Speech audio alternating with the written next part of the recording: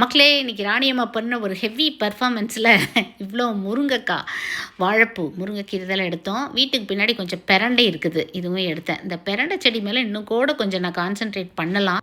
இந்த மஞ்சுமல் பாய்ஸை வச்சுட்டு ஒன்றுமே பண்ண முடியலைங்க. நான் எவ்வளோ தான் அதை ஏற்றி விட்டாலும் இவனுங்க அங்கே மேலேயே ஏறி ஏதோ ஒன்று பண்ணிடுவானுங்க. இன்றைக்கி வாங்க கார்டன் டு டேபிள் என்ன லஞ்ச் அப்படின்னு பார்க்கலாம். ஸ்பெஷல் மீல்ஸ், ராஜ போஜனம்.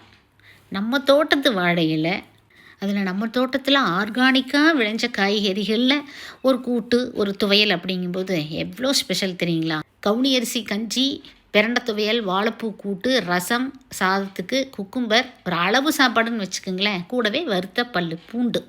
நிறைய பேர் கேட்பீங்க, அக்கா பூண்டு டெய்லி சாப்பிடுங்க. டெய்லி நாங்கள் சாப்பிடுவோம். பூண்டு இல்லாமல் எங்களோட மீல்ஸ் இருக்கவே இருக்காது. கொழுப்பை குறைக்கிறதுக்கு தான் பூண்டு. சாப்பிடுங்க தாராளமாக. கவுனி அரிசி கஞ்சிக்கும் பிரண்டை துவையலுக்கும் இந்த காம்பினேஷன் எவ்வளோ சூப்பராக இருக்குன்னு தெரியுங்களா? சும்மா வேறு லெவலில் பண்ணியிருக்காங்க இன்றைக்கி தமிழக்கா. சூப்பராக இருந்தது. அக்கா உங்கள்கிட்ட நான் சொல்லலை, நான் சொல்கிறக்குள்ள நீங்கள் கிளம்பி போயிட்டீங்க. பிரண்டை துவையலும் ரசம், பருப்பு ரசமுமே இன்றைக்கி சூப்பராக இருந்தது.